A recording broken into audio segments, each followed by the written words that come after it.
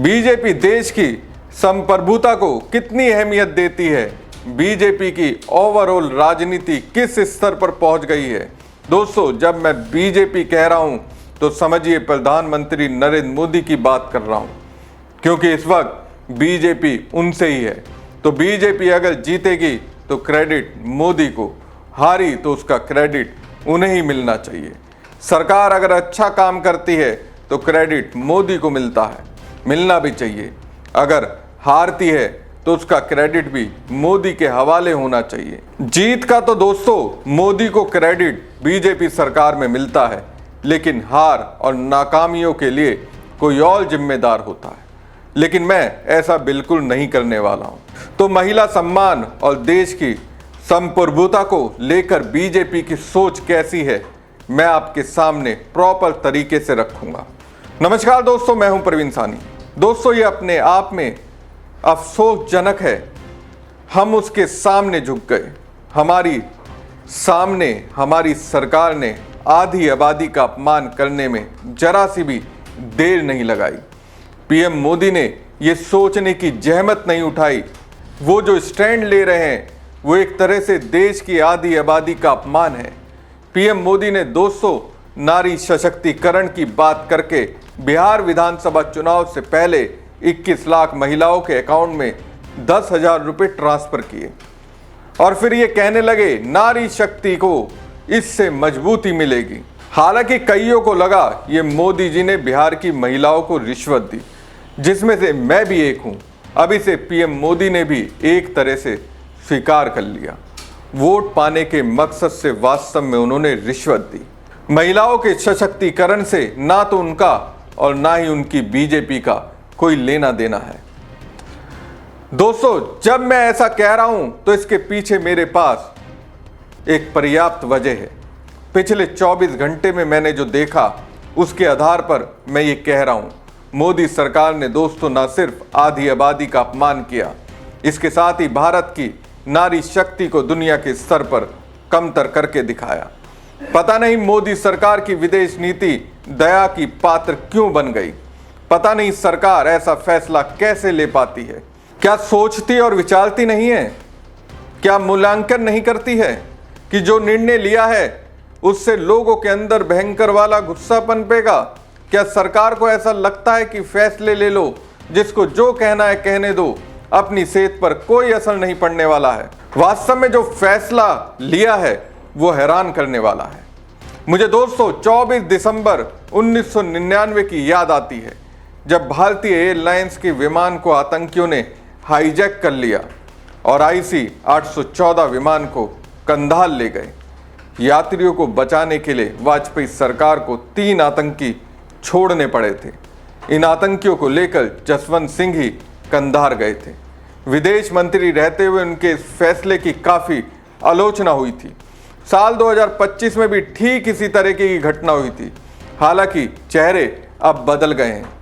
तब साल 1999 में प्रधानमंत्री अटल बिहारी वाजपेयी थे, विदेश मंत्री जसवंत सिंह थे, और अब साल 2025 में प्रधानमंत्री नरेंद्र मोदी हैं, विदेश मंत्री एस जयशंकर हैं। हाँ, एक बात कॉमन यह है कि पार्टी एक ही है। साल 1999 में भी बीजेपी की सरकार थी और साल 2025 में भी बीजेपी की ही सरकार है। तभी तो कांग्रेस कहती है 1999 में जसवंत सिंह से लेकर आज एस जयशंकर तक इतिहास पूरा हो चुका है। बात भी सही है दोस्तों। भारत में अफगानिस्तान की तालिबान सरकार का एक प्रतिनिधिमंडल आया। आते ही उसने अफगानिस्तान वाला फरमान भारत पर अप्लाई कर दिया। हैरानी की बात यह है कि मोदी सरकार ने उसे स्वीकार भी कर लिया। मतलब भारत में आकर तालिबानियों को भारत के संविधान के मुताबिक चलना था। लेकिन उसने क्या किया? उसने अपने ही शरिया लॉ को पीएम मोदी पर थोप दिया, भारत पर थोप दिया, भारत के स्वाभिमानी लोगों पर थोप दिया, और मोदी जी ने उसे स्वीकार भी कर लिया। कैसे इजाजत दे दी, मुझे अब भी समझ में नहीं आ रहा है। एक तरफ भाजपा भारतीय मुस्लिमों को टारगेट करने के लिए ये कहते दिखते हैं कि भारत में शरिया लॉ से नहीं चलेगा। दूसरी ओर उन्हीं भक्तों के आका कट्टरता के आकाओं की मांग को तहे दिल से स्वीकार कर लेते हैं। पता नहीं मोदी जी ऐसा कैसे कर लेते हैं। कहीं पीएम मोदी नॉन बायोलॉजिकल के भ्रम में तो अभी भी जी नहीं रहे हैं। भ्रम तो 2024 के लोकसभा चुनाव में देश की जनता ने उनका तोड़ दिया था। खैर, भारत में तालिबान सरकार के मंत्री का आधिकारिक तौर पर स्वागत किया गया। उसके बाद उन्होंने एक प्रेस कॉन्फ्रेंस की, लेकिन उस प्रेस कॉन्फ्रेंस में भारत की महिला पत्रकारों पर प्रतिबंध लगा दिया। मतलब उनको वहां से जाने के लिए कहा गया। अब देखिए, भारत के पुरुष पत्रकारों की सोच, वो ये सब देखते रहे।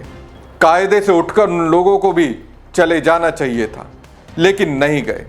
हद तो तब हो गई जब हमारी सरकार, मोदी जी की सरकार, बीजेपी की सरकार, भक्तों की सरकार मूक दर्शक बनकर देखती रही। तालिबानियों को ऐसा करने की पूरी तरह से इजाजत दे दी गई।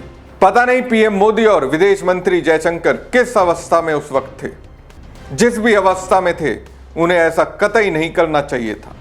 राहुल गांधी ने एक्स पर एक पोस्ट किया और लिखा, श्रीमान मोदी, जब आप महिला पत्रकारों को सार्वजनिक मंचों से बाहर रखने की अनुमति देते हैं तो आप भारत की हर महिला को ये बता रहे होते हैं कि आप उनके लिए खड़े होने के लिए बहुत कमजोर हैं। हमारे देश में महिलाओं को हर क्षेत्र में सम्मान, भागीदारी का अधिकार है। इस तरह के भेदभाव के सामने अपनी चुप्पी नारी शक्ति पर आपके नारों की खोखलेपन को उजागर करती है। सोचिए, आज भारतीय महिलाएं कहां से कहां पहुंच गई हैं। जमीन से आसमान तक उनकी चर्चा है। वो हर जगह छाई हुई हैं। उनको दुनिया सलाम करती है, उनके जज्बे को एहतराम करती है। और हमारी सरकार एक ऐसे देश की सरकार जिसकी नींव तानाशाही की बुनियाद पर बनी है, जिसके लिए महिलाएं एक समान हैं, ऐसी सोच वाली सरकार की मांग को पूरा कर देती है।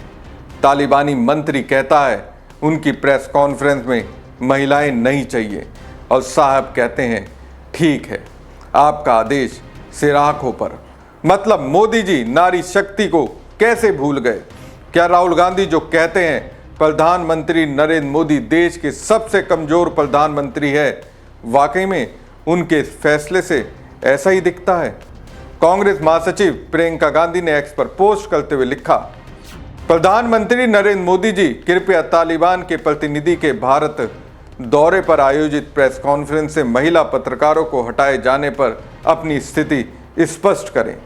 यदि महिलाओं के अधिकारों के प्रति आपकी मान्यता एक चुनाव से दूसरे चुनाव तक अपनी सुविधा अनुसार दिखावा मात्र नहीं है, तो फिर भारत की कुछ सबसे सक्षम महिलाओं का अपमान हमारे देश में कैसे होने दिया गया, जबकि महिलाएं इसकी रीढ़ और गौरव हैं। क्या स्थिति पीएम मोदी स्पष्ट करेंगे? ट्रंप के मैटर पर इनसे एक शब्द नहीं बोला गया। पाकिस्तान को इंडियन आर्मी पीट रहा था, फिर भी युद्ध क्यों रोका? उस पर तो सही तरीके से इनको जवाब नहीं दिया जा रहा है। पहलगाम में आतंकी कैसे घुसाए, इस पर तो ये अमित शाह कुछ जवाब तलब नहीं कर पाए। ना जाने कितने रेल हादसे हुए, इस पर तो अपने रेल मंत्री का इस्तीफा ले नहीं पाए। ना जाने कितने पेपर लीक हुए, इस पर तो शिक्षा मंत्री का रिजाइन लिया नहीं गया। क्या बोलेंगे मोदी जी? पता नहीं देश को कहां ले जाना चाहते हैं, पता नहीं ऐसा फैसला कैसे ले लेते हैं। तालिबान के विदेश मंत्री की प्रेस कॉन्फ्रेंस से भारत की जो महिला पत्रकार थी उनको निकाल दिया गया, उनको अटेंड नहीं करने दिया गया, उनको बैन कर दिया गया। और भारत सरकार मूक दर्शक बनी हुई है। मतलब कितने कमजोर हैं आप मोदी जी, कितने कमजोर हैं आप जयशंकर जी कि आप इसके खिलाफ प्रतिकार नहीं कर रहे हैं। ऐसा होने दिया गया। और लानत है उन पुरुष पत्रकारों पर जो अपनी महिला साथियों के बैन होने पर भी उस पत्रकार वार्ता में बैठे रहे। क्या हो रहा है इस देश में? बातें तो बड़ी बड़ी हैं, बेटी पढ़ाओ बेटी बचाओ, और बेटी जब सशक्त होकर एक निर्भीक पत्रकार बने और विदेश मंत्रालय कवर करे तो उसको बैन करने पर चुप्पी साध लो। यही नहीं, अब तो खबर यह भी आ रही है कि भारत का जो डेलीगेशन था, ऑफिशियल डेलीगेशन, उसमें से भी महिलाओं को हटा दिया गया था। तालिबान की बातें हिंदुस्तान में क्यों मानी जा रही हैं? और एक बार सोचिए, अगर अभी विदेश मंत्री सुषमा स्वराज होती तो क्या ये मना कर देते उनसे बात करने के लिए? बेटियों की अस्मिता का इज्जत करना, सम्मान करना आपका दायित्व है मोदी जी। और अगर बेटियों के साथ कुछ गलत हो रहा है तो उस पर प्रतिकार करिए, हर बार की तरह मूक दर्शक मत बने रहिए। यह अलग बात है कि संघ और भाजपा महिला को दोयम दर्जे का नागरिक मानता है, लेकिन इस देश की होनहार बेटियां जो अपने दम पर विदेश मंत्रालय कवर करती हैं, इस मुकाम तक पहुंची हैं, उनको बैन कर देना कैसे सही माना जाएगा? और इस पर आपकी चुप्पी और भी निंदनीय है। सवाल पूछना वाजिब है। इतना सब कुछ हुआ, सरकार खामोश क्यों रही? क्यों ऐसे होने दिया? कैसे इतनी हिम्मत हुई अफगानिस्तान में चलने वाली तालिबान सरकार के विदेश मंत्री की? महिलाओं के प्रति अफगानिस्तान में जो वो करते हैं उसको भारत में कैसे अप्लाई कर दिया? सरकार से सवाल तो पूछा ही जाएगा। आखिर सरकार पूरी आधिकारिक प्रोटोकॉल के साथ तालिबानी प्रतिनिधि मंडल की मेजबानी कर रही है। मुत्तकी द्वारा आयोजित प्रेस कॉन्फ्रेंस में किसी भी महिला पत्रकार को आमंत्रित नहीं किया गया। यह अपने आप में भारत की आधी आबादी का अपमान है। विदेश मंत्री जयशंकर के उद्घाटन भाषण या मुत्तकी के साथ बातचीत के बाद जारी संयुक्त बयान में तालिबान शासन के तहत अफगान लड़कियों और महिलाओं की भयानक दुर्दशा का कोई जिक्र नहीं था। मुत्तकी का उस देश में भव्य स्वागत हो रहा है जहां हम अपनी सुरक्षा चिंताओं के कारण महिला उपलब्धियों और नेतृत्व पर गर्व करते हैं, उसी भारत देश में हुआ। हमारी खबर आपको कैसी लगी कमेंट बॉक्स में कमेंट करके जरूर बताएं। साथ ही पेज को ज़्यादा से ज़्यादा लाइक और शेयर कीजिएगा। धन्यवाद।